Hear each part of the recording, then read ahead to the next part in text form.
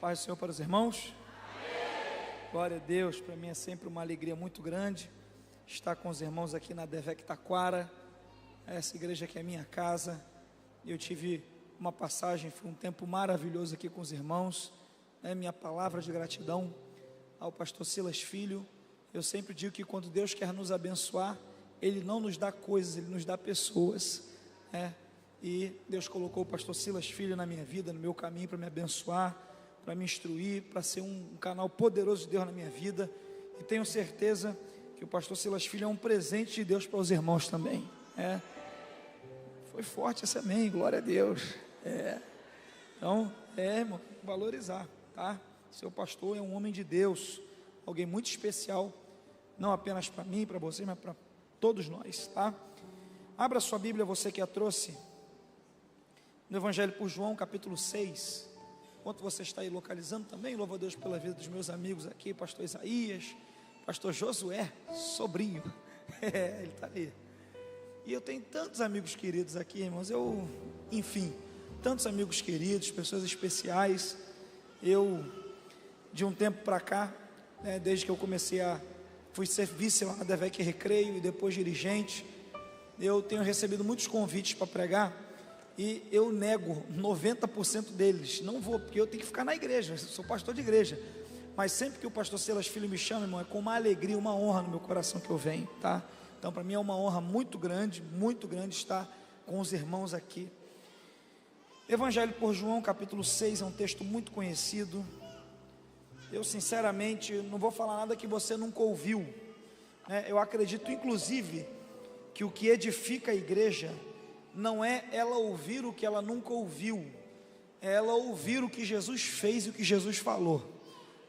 É isso que edifica a igreja. Evangelho por João, capítulo 6. Quem já encontrou, diga: eu amo Jesus. Diz-nos assim a palavra do Senhor. Depois disto partiu Jesus para o outro lado do mar da Galileia, que é o de Tiberíades, e grande multidão o seguia, porque viu os sinais que operava sobre os enfermos. E Jesus subiu ao monte e assentou-se ali com seus discípulos, e a Páscoa, a festa dos judeus, estava próxima. Então Jesus, levantando os olhos e vendo que uma grande multidão vinha ter com ele, disse a Filipe, disse a quem? Onde compraremos pão para estes comerem? Mas dizia isto para o experimentar, porque ele bem sabia o que havia de fazer. Filipe respondeu-lhe: 200 dinheiros de pão não lhes bastarão para que cada um deles tome um pouco.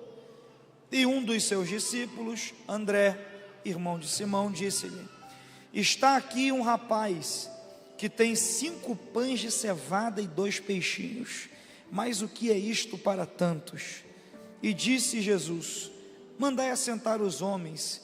E havia muita relva naquele lugar, e assentaram-se, pois os homens em número de quase 5.000. E Jesus tomou os pães e, havendo dado graças, repartiu pelos seus discípulos, e os discípulos pelos que estavam assentados, igualmente também dos peixes. Todos comeram, e quando estavam saciados, disse aos seus discípulos: recolhei os pedaços que sobejaram, para que nada se perca.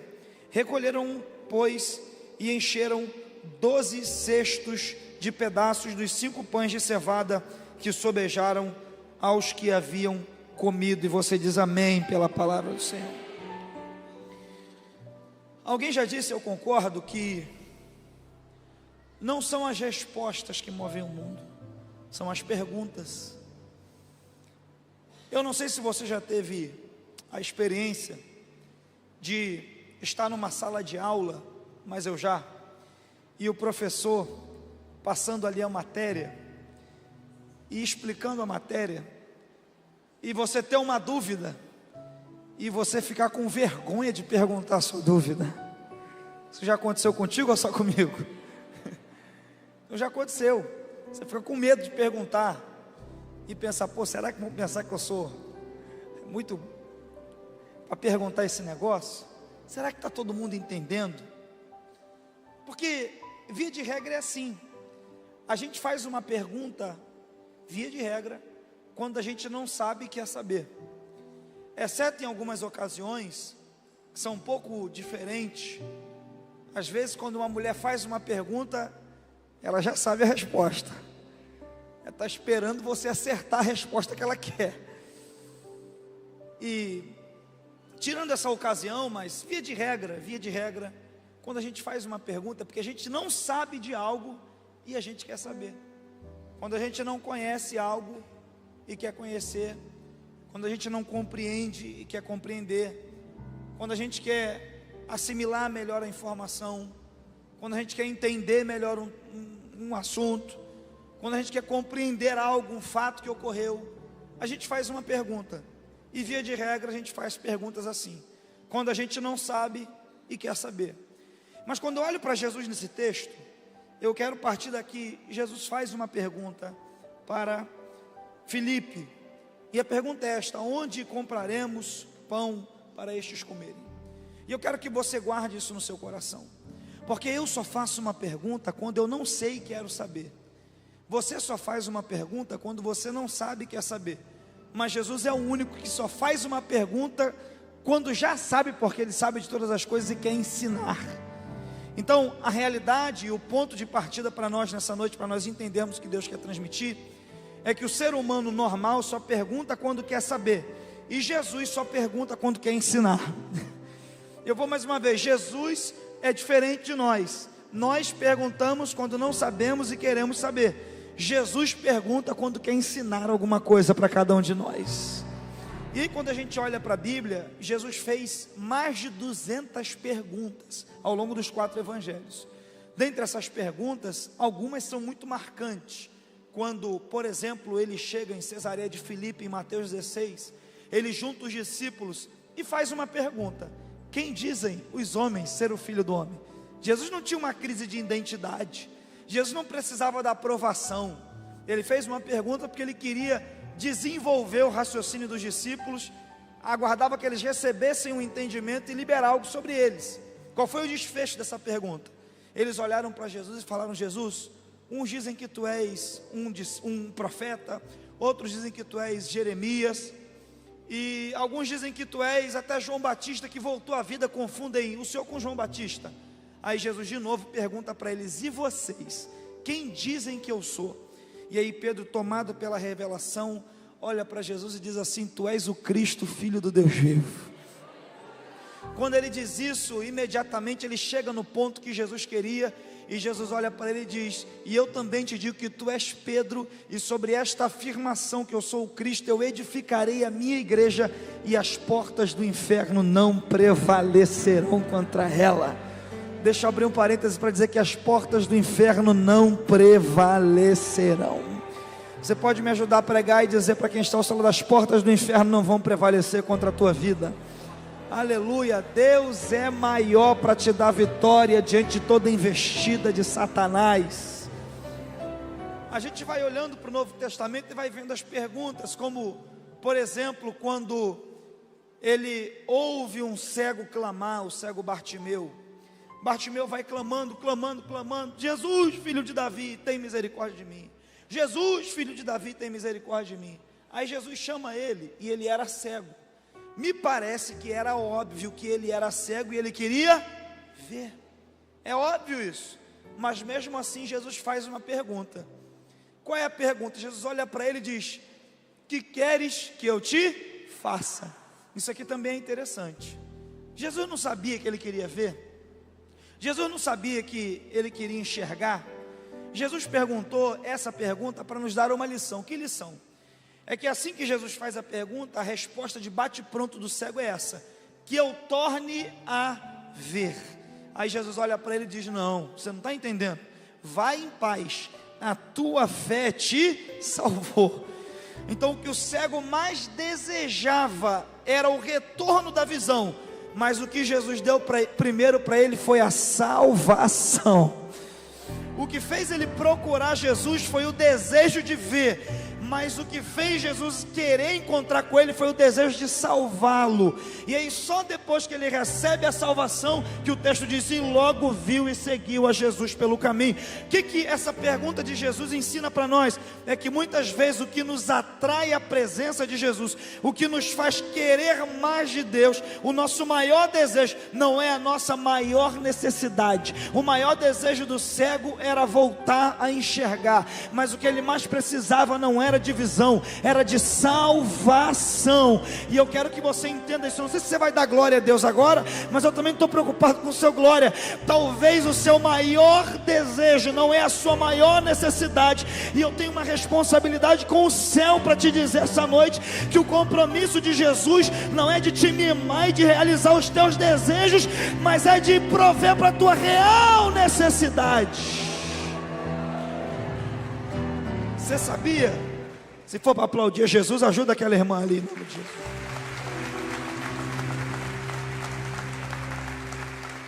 Você sabia que tem gente que vem querendo ver, mas Jesus sabe que o que ele precisa é ser salvo primeiro. Tem gente querendo riqueza, querendo porta aberta, mas Jesus sabe que o que ele precisa é liberar perdão primeiro. Tem gente que vem querendo um livramento, ou uma promoção no seu emprego, ou destravar de um negócio na justiça, mas Jesus sabe que o que você precisa é de libertação de hábitos pecaminosos. A boa notícia é que talvez Jesus não dê hoje o desejo, porque primeiro ele vai na tua real necessidade. Deus trabalha assim, com essas permissões. Ele permite às vezes acontecer algo, para a gente desejar algo muito forte, se aproximar dele. Ele diz, não, foi isso que te trouxe, mas eu vou te entregar outra coisa muito mais importante que essa. A gente vai olhando as perguntas de Jesus, e a última, para a gente passar essa parte, quando os homens olham para Jesus e tentando travar ele, e colocar ele diante o contrário a César, para prendê-lo como um amotinador, os homens olham para ele e dizem assim, Jesus, é lícito dar tributo a César? E muitas vezes Jesus respondia também com muita sabedoria aqueles doutores da lei que vinham perguntar coisas para ele, perguntas capciosas. Mas eu gosto dessa em especial porque Jesus responde uma pergunta com uma outra pergunta. Ele olha para os homens e diz assim, olha, me dá uma moeda aqui, de quem é essa imagem nessa moeda? Aí eles olham e dizem, olha, é de César. E aí Jesus olha para eles, e aí então ele responde, dai pois a César o que é de César, e dai a Deus o que é de Deus. Mas o que me chama a atenção aqui, é a pergunta de Jesus de novo para eles, de quem é esta imagem? Então a imagem denuncia quem é o dono. Então Jesus usa esse recurso de lógica para explicar para eles algo especial, e para nós também. Jesus está dizendo assim para eles, olha, a moeda tem a imagem de César, então ela é de César. E aí quando a gente vai para Gênesis capítulo 1 e 2, a gente vê que quando Deus vai criando tudo, Ele usa palavras, mas quando Ele resolve criar eu e você, quando Ele resolve criar o ser humano, Ele diz, desçamos e façamos o homem a nossa imagem, conforme a nossa semelhança. Se a moeda tinha a imagem de César e era de César, nós temos a imagem de Deus, então somos de Deus. Agora merecia um glória a Deus da sua parte, porque eu vim te dizer que você é de Deus duas vezes. Uma vez porque Ele te criou a imagem dEle, e a segunda porque Ele te comprou na cruz do Calvário, aleluia.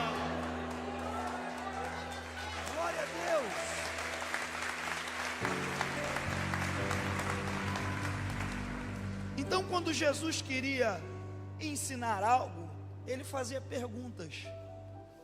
Logo que você está de posse desse pensamento, a gente caminha aqui. Pastor, o que é então que Jesus queria ensinar aqui em João 6? Algumas coisas. A primeira delas é que Jesus vai para um lugar à parte e a multidão vem.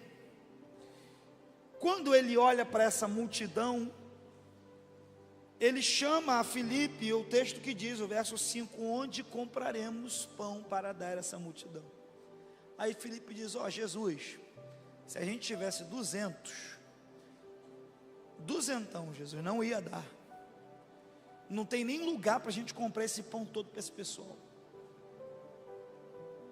E eu gosto muito disso em Jesus, porque o que Jesus quer ensinar com essa pergunta? Eu não sei se você está entendendo, mas numa ótica humana natural, você é responsável por quem você convida. Você já ouviu aquela expressão, quem convida dá? Ô glória! Quem convida dá banquete, é uma expressão, né? Então é uma expressão, quem convida, você é responsável por alguém que você convida, né? Se você convidar alguém para sua casa, você é responsável pela estadia dessa pessoa na sua casa. Nem que seja um cafezinho, tem que ter lá para alguém tomar, não é verdade? Porque você é responsável por quem você convida. Mas Jesus quer ensinar algumas coisas e elas são relacionadas ao reino. Preste atenção nisso. Ele não convidou a multidão, foi a multidão que veio. Mas mesmo assim, ele está tentando responsabilizar os discípulos e dizer assim: onde a gente vai comprar pão?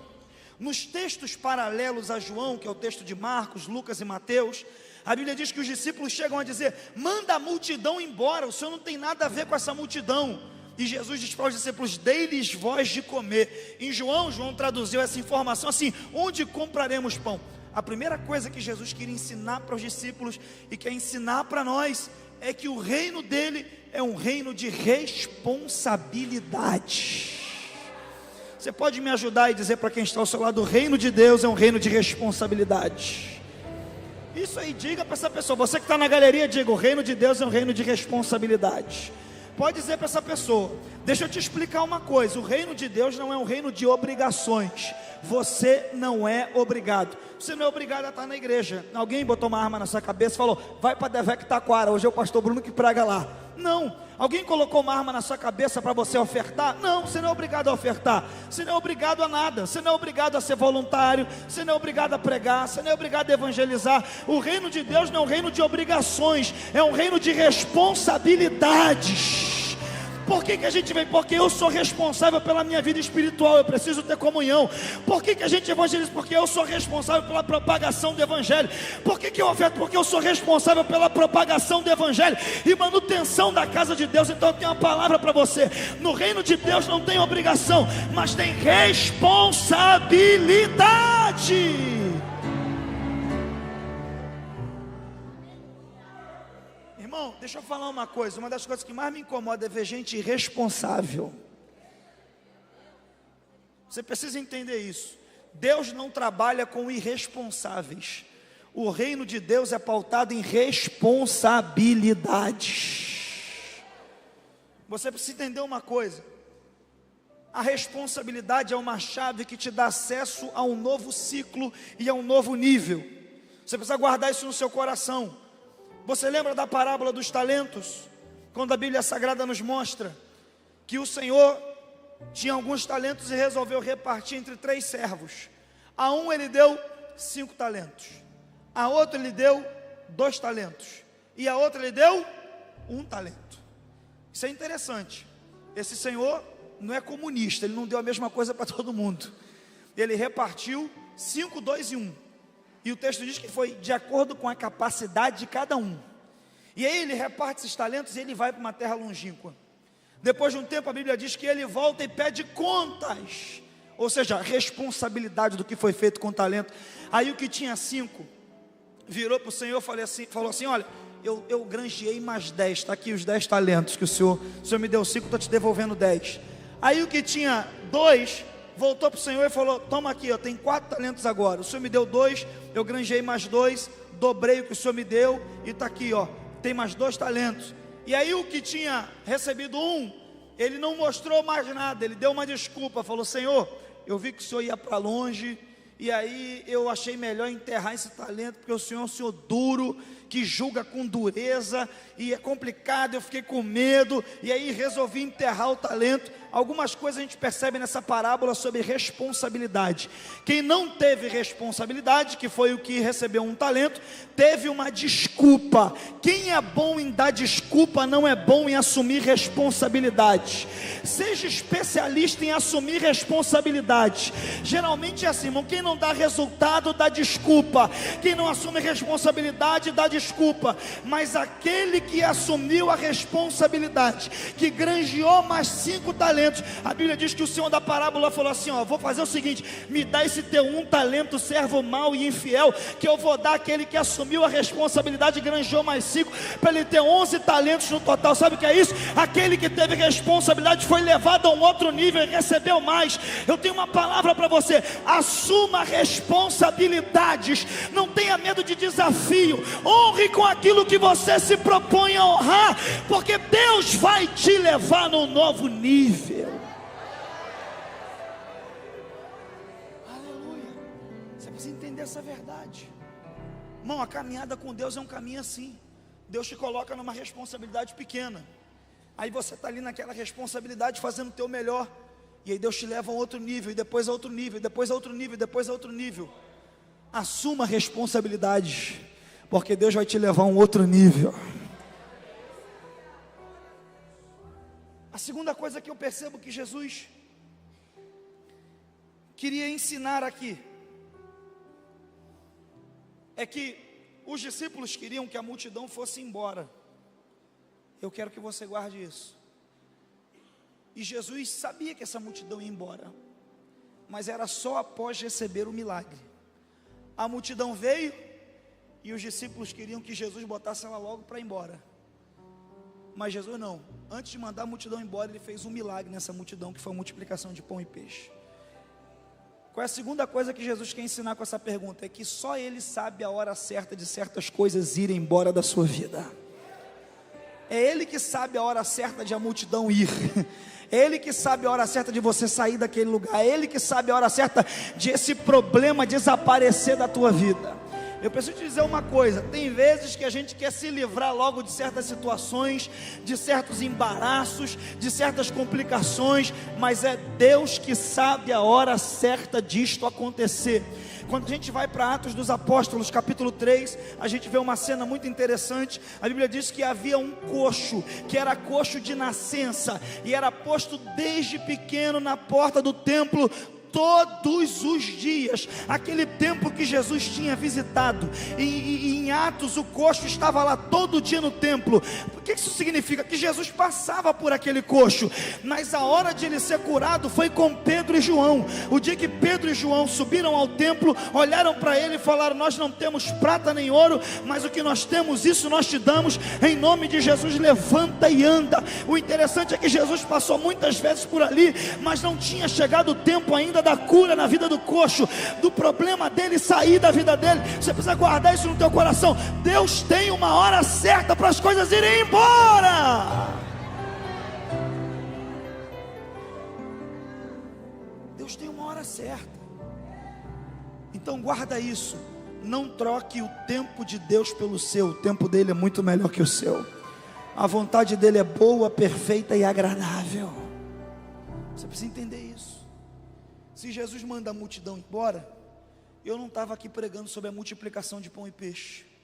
Você já não teria ouvido aí 1 milhão de mensagens sobre esse texto, a multiplicação de pão e peixe. Deus segura algumas coisas que a gente queria já. Pô, pastor, estou tanto tempo orando por esse problema.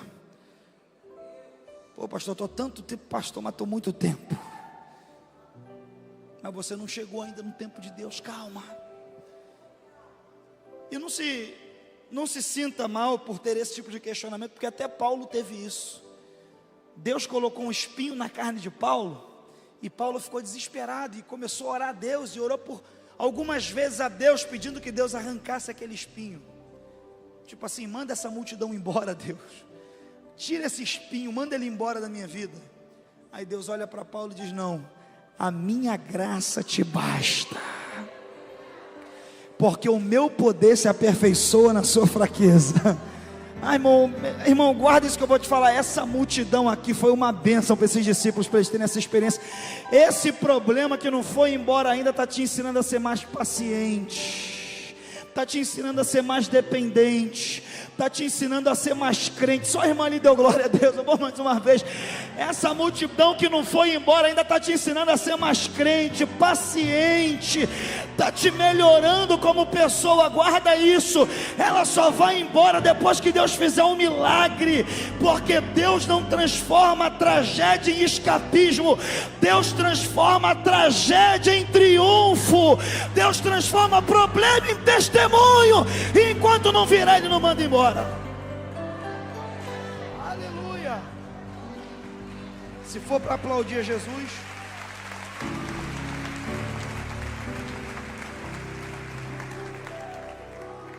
diz para pelo menos 2 pessoas: esse problema vai virar um testemunho. Diga para essa pessoa: esse problema só sai depois que Deus fizer ele virar um testemunho.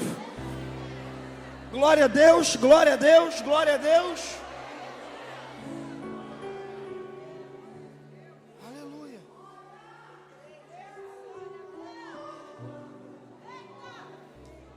Não tenta apressar as coisas não, irmão. Não manda embora logo a multidão não. Deus está falando com alguém que deixa Deus fazer uma obra nessa multidão primeiro. Pastor, esse filho já está com 30 anos aqui em casa, a vontade de mandar ele embora. Calma, deixa Deus fazer a obra na vida dele primeiro. Calma. Pastor, esse marido problemático, não converteu ainda, calma. E esse não vai sair não, é tipo espinho na carne. Mas Deus vai converter ele em nome de Jesus. Terceira lição que Jesus queria nos ensinar aqui com essa pergunta é que ela vai desembocar num diálogo. E nesse diálogo Filipe diz assim: 200 dinheiros não são suficientes, 200 dinheiros de pão não lhes bastarão para que cada um deles tome um pouco. Eu quero que você entenda que o Filipe está fazendo algo que é muito humano fazer, e deve ser feito.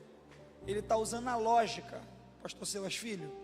Ele tem em mente, vamos supor que ele sabia que eram mais ou menos 5.000 homens, fora mulheres e crianças. Cada judeu do sexo masculino tinha pelo menos uma esposa e mais filho. Então pelo menos aí umas 7 a 10 mil pessoas estavam ali, se tinham por volta de 5.000 homens.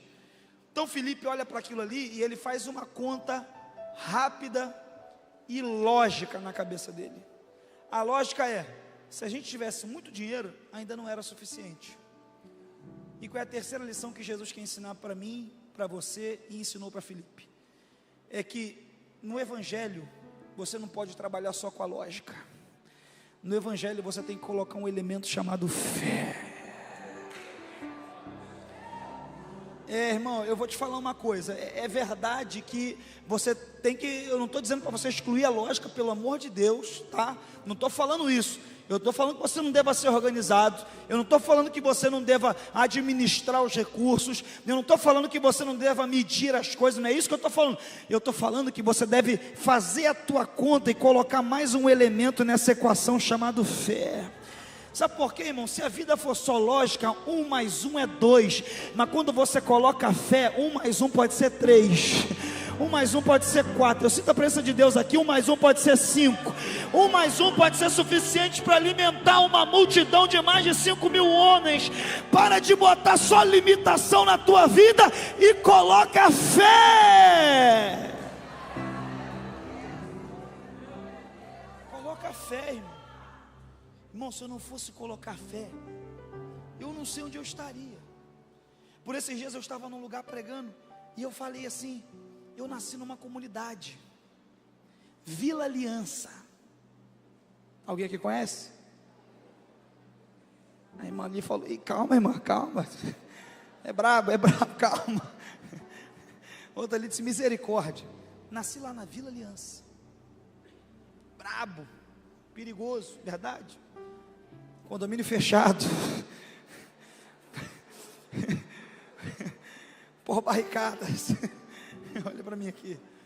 Aí eu falei esses dias isso pregando num lugar. Aí acabou o culto, até Um companheiro de ministério querido chegou para mim e falou: pô, Bruno, não fala isso não, irmão. Pô, isso aí te queima. Eu falei: como assim? Ele: não, pô, tu não tem muito aspecto assim e tal, você fala bem, você não precisa falar essa parte. E eu olhei para ele e falei: muito pelo contrário, eu quero que as pessoas saibam que eu vinha do nada, e que se eu estou em algum lugar hoje é muita misericórdia, graça e bondade de Deus. Aleluia. Eu falei para ele: você não entendeu ainda a beleza do Evangelho. A beleza do Evangelho é que Deus usa as coisas loucas para confundir as sábias, as que não são para confundir as que são, a fim de que ninguém se glorie na presença dEle. Aleluia, irmão. Onde você chegar, faça questão de deixar que todos saibam que foi a mão de Deus que te levou. Leme camaravachuri minarrácia. Aleluia. Então a equação pela racionalidade não bate, porque muitos dos que nasceram lá junto comigo já estão debaixo de 7 palmos. Mas sabe por que eu cheguei aqui? Por causa da fé. Remandaravacheia, levanta a tua mão. Eu não sei qual é o nível de recurso que você tem disponível. De repente é 5 pães e 2 peixinhos, mas eu vim te dizer, minha irmã, meu irmão, coloca a fé nessa equação. Coloca a fé, porque Deus vai abrir portas que você jamais sonhou. Deus vai colocar gente no teu caminho que você jamais sonhou. Coloca a fé que vai fluir, vai dar certo. Coloca a fé.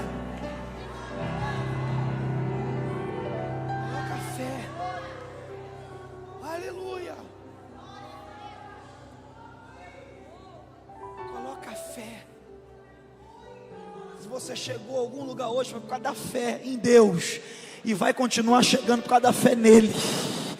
Aleluia, por causa da fé nele. Aquilo que os olhos não ouviram, os ouvidos não ouviram, não subiu o coração do homem, é o que você vai receber um dia. Por causa da fé nele, você vai viver aquilo que está lá descrito em Isaías: os pensamentos dele são maiores que os teus. Coloca fé.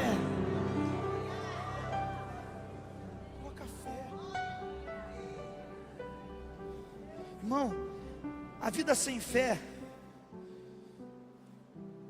ela é vazia de possibilidades.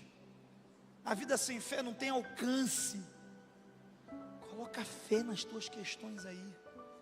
Pô, pastor, eu estou ganhando um salário mínimo hoje. Coloca fé que você vai para 10 um dia. Pastor, eu já estou em 10. Coloca fé que você vai a 100 um dia. Diminuiu a quantidade de glória a Deus aí. Era para essas cadeiras estarem voando aqui depois dessa palavra. Em nome de Jesus, irmão, coloca fé. A enfermidade é incurável para a medicina, mas para Deus não. Coloca fé. Essa pessoa por quem eu estou orando, pastor Bruno, pastor, é difícil. É difícil. Eu já fiz de tudo, já orei, já chamei. Coloca a fé que não tem coração duro, que o Evangelho não quebrante. Coloca a fé. Sabe, eu gosto muito de uma passagem. Quando o assunto é fé, essa é a minha favorita. Cada um tem uma, essa é a minha favorita. É uma narrativa. Quando um homem tem um filho endemoniado, ele leva o filho dele nos discípulos. E ele diz assim para os discípulos: é o seguinte, expulsem o demônio do meu filho, por favor. Aí os discípulos vão, e o demônio não sai.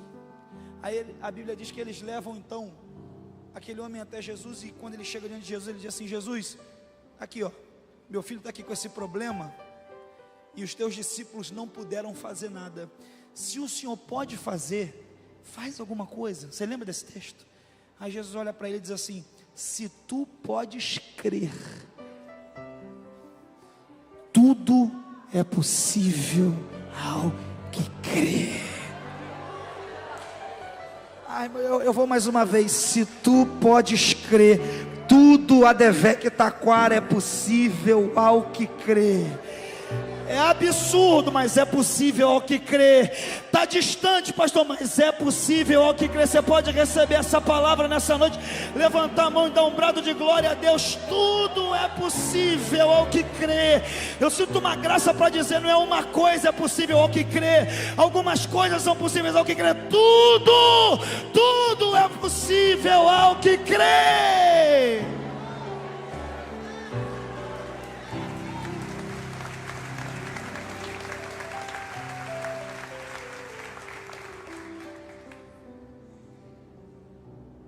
quarta lição que a gente aprende aqui com essa pergunta de Jesus é que a Bíblia diz que André, irmão de Simão Pedro, no meio desse diálogo todo, aparece ali com um menino e diz assim: Jesus, já que o assunto é pão, multidão, olha só, olha que coisa, tem um menino aqui, ó, com 5 pães e 2 peixinhos. E aí o menino vai aparecer na história e vai roubar a cena, porque ninguém naquele lugar estava preparado, mas o menino estava, aleluia. Oh, glória a Deus pelos meninos, meninas, que andam preparados. Quando a demanda apareceu, o menino estava preparado, ele tinha 5 pães e 2 peixinhos. Eu imagino aquele menino se preparando para sair de casa, né? Uma conjectura que eu estou fazendo, não está no texto, tá? Uma conjectura que eu estou fazendo. Eu imagino aquele menino, já que eu vou ver Jesus, eu não sei o tempo que pode demorar a pregação de Jesus, eu vou me preparar, vou levar meu lanche aqui, que aí eu me alimento, volto para casa, e aquele menino se prepara, e ele vai, e isso é maravilhoso, irmãos, isso é maravilhoso, porque esse menino preparado vai ser o promotor do milagre, dos pães, dos peixes, vai ser ele o promotor do alimento para a multidão. E a gente tem uma cultura muito de receber, isso é maravilhoso, receba em nome de Jesus.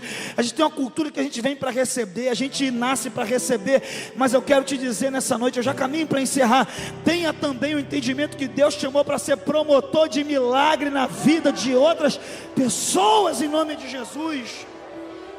Aleluia, glória a Deus. Sabe, às vezes algumas pessoas, não são todas, mas algumas pessoas têm uma cultura de só pedinte,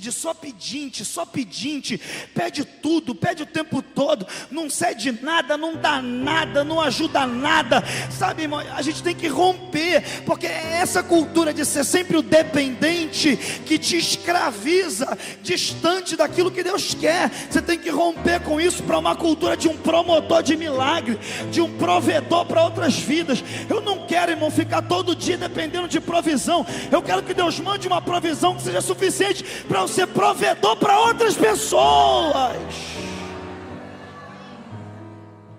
Sabe, irmão, a gente precisa entender isso. Esse menino foi o promotor do milagre. Sabe, ele estava preparado, pastor Isaías, pastor Josué, ele estava preparado. Que você entenda isso, que Deus não te chamou só para ser um recebedor, mas Deus chamou para ser um doador. Quantas bênçãos você já recebeu através da vida de outras pessoas, e para quantas pessoas você já foi bênção de alguma maneira? Quantas coisas alguém já fez por você, e quantas coisas você já fez por alguém? Isso é uma boa métrica para medir se você está para o lado da multiplicação ou da escassez e miséria. Então esse menino, é mais uma lição que a gente aprende aqui. Esse menino estava preparado. Ande preparado. Se organize e se preparem de preparado. Preparado para, talvez em uma situação, ser uma ajuda econômica e financeira para alguém. Preparado para ser, em alguma situação, ter uma palavra de Deus nos lábios para liberar sobre a vida de alguém. Preparado para numa situação de precisar, você dobrar o teu joelho e ser um intercessor vivo por alguém. Aleluia. Não abrace só a cultura do receber e do pedir, mas do promover, do ajudar, do dar, do entregar. Isso é uma das coisas que mais me impactou quando eu fui nos Estados Unidos a primeira vez, é que os caras têm uma cultura de doar muito forte. Muito forte. Eu lembro que eu fui com um pastor no restaurante, e aí eles têm lá a cultura do tips. Quem já foi lá sabe. Você vai no restaurante, não é igual aqui, que já vem 10% embutido no esquema todo. Não, você vai lá e tem a cultura do tips. E eu lembro quando eu fui dar o meu primeiro tips, eu virei para o irmão que estava comigo, eu falei: o tips é quanto? 10%? Porque lá no Brasil é 10% da conta. Aí ele virou para mim e me quebrou. Ele falou assim: cara, aqui o tips é a tua generosidade e condição que determina.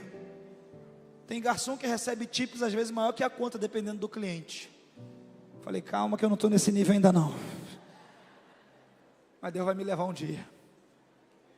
Então essa cultura, irmão, de você, sabe, entregar algo, fazer algo. O menino chegou lá e, Você tem um problema aí? Eu sei que é pouquinho, mas é de coração. Ah, irmão, você não entendeu. É pouquinho, mas é de coração. Toma aqui meus 5 pães e 2 peixinhos. E ele entregou tudo. Eu gosto muito disso. Ó, o texto diz que o menino tinha 5 pães e 2 peixinhos. Quantos pães? E quantos peixes? Ele entregou um pão e um peixe? Ele entregou tudo. E eu gosto muito disso. Porque se esse menino fosse... Não, eu meio pão e meio peixe. Vocês que se viram com esse negócio aí. Eu saí de casa preparado. O problema é de vocês. Não estão preparados? O problema é de vocês. Não. Eu gosto desse menino. Que tudo que ele tinha foi tudo que ele entregou. E eu quero caminhar para encerrar te dizendo uma coisa. Quando você entrega tudo que Deus pede, você recebe tudo que Deus promete. Eu quero caminhar essa mensagem para encerrar te dizendo uma coisa: entrega tudo, irmão. Para de ficar fazendo conta com pão e peixe, pelo amor de Jesus Cristo. Não, eu vou entregar meio pão. Não, esse peixe aqui, eu vou entregar o menor peixe. Para com isso e entenda isso como uma alegoria para a tua vida. Tem um hino antigo que eu gosto muito que dizia assim: quando tudo perante o Senhor estiver e todo o teu ser Ele controlar, só então hás de ver que o Senhor tem poder. Quando tudo deixares no altar, eu tenho uma palavra para quem tem boca para dar glória essa noite: entrega tudo.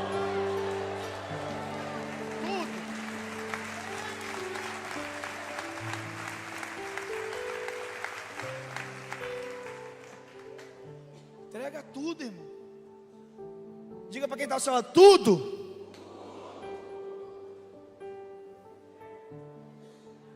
Entrega tudo. Deus quer receber tudo. Deus é diferente de nós nesse aspecto também. A gente só gosta de receber coisa boa. Mas Deus não. Ele deixa lá na palavra dele. Ele deixou Pedro deixar lá escrito para a gente, inspirado pelo Espírito Santo: lançando sobre ele toda a vossa ansiedade. Então, eu vim te animar essa noite e dizer que Deus recebe coisa boa e até coisa ruim. Tudo que tu joga Ele pega e transforma.